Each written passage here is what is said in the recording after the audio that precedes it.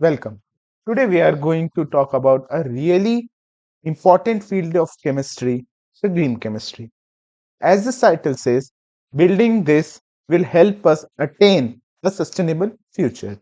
We will explore how chemists are rethink their process to be safer for us, better for our environment, and even more efficient from before. So let's start. So, what is green chemistry really trying to achieve? It want to achieve basically four important things. First, the human health. The aim here is to protect everyone from harmful effects of many chemicals like toluene and etc. Second, the environment. This is about preventing pollution. Third, sustainability. This this means shifting our mindset from using finite resources to using renewable ones. And finally, the business one. A common misconception in the green chemistry is it is very expensive. But green chemistry is all about creating a smarter process that are more efficient, safer, and more cost effective. So, to achieve those goals, chemists follow a set of guidelines known as the 12 principles of green chemistry.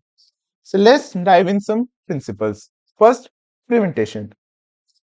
It means the idea that it's far better to prevent waste from being created than to treat or clean it after the effect.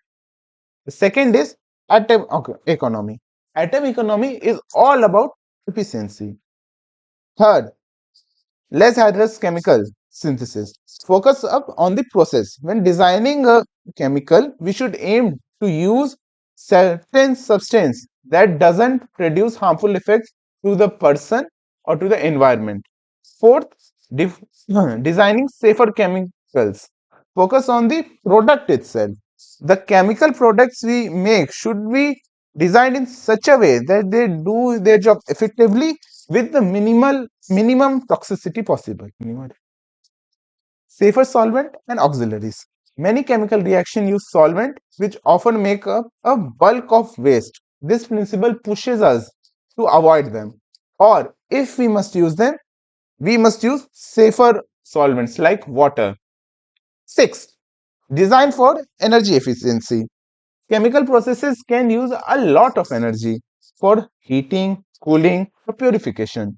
Green chemistry aims to minimize them by running such type of reactions in normal room temperature and in normal pressure. Seventh, use of renewable feedstocks. This is about where our materials come from. Instead of relying on depleting resources like petroleum, we should use renewable resources like solar energy or cow dung. Eighth, reduce derivatives.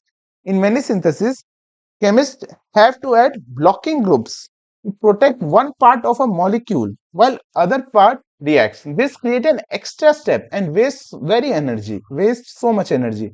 This principle encourages us to avoid unnecessary steps whenever possible. Catalyses are amazing. They allow reaction to happen more efficiently and selectively. And you only need a small amount of it because they aren't consumed in the whole reaction. Using catalysts are far superior to use stoichiometric reagents, which are used in larger amount and generate more waste. 10th, design for degradation. We need to think about a product entire life cycle.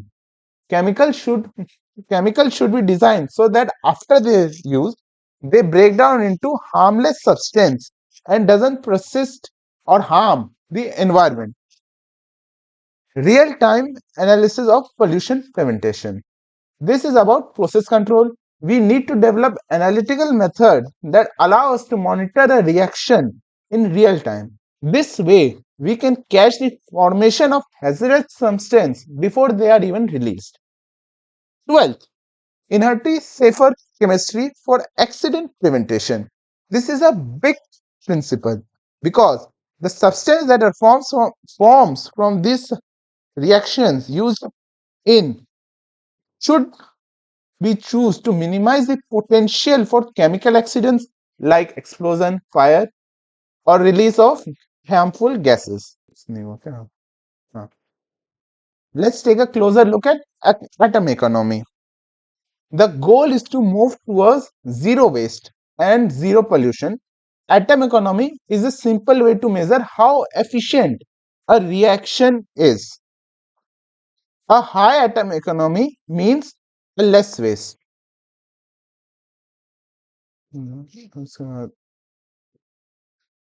Understanding chemical safety. A huge part of green chemistry is designing safer chemicals. And to do that, we need to understand toxicity. Toxicity is simply the degree to which a substance can cause harm to human or even animals. There are basically two types of toxicity: functional toxicity and non functional toxicity. The material safety data sheet. When working in a lab, how do you know what hazardous? That's where the material safety data sheet or the MSDS comes in. It's an absolute essential document that provides all the critical information about a chemical properties and its potential hazard. Okay, so to wrap up, what are the key takeaways? Green chemistry provides a framework for building a cleaner, safer, and more sustainable future. It's all about sustainable design, maximizing efficiency, and enhancing safety. This isn't just a theoretical concept. Green chemistry does have a real world impact and is essential for our future chemical industry. Thank you.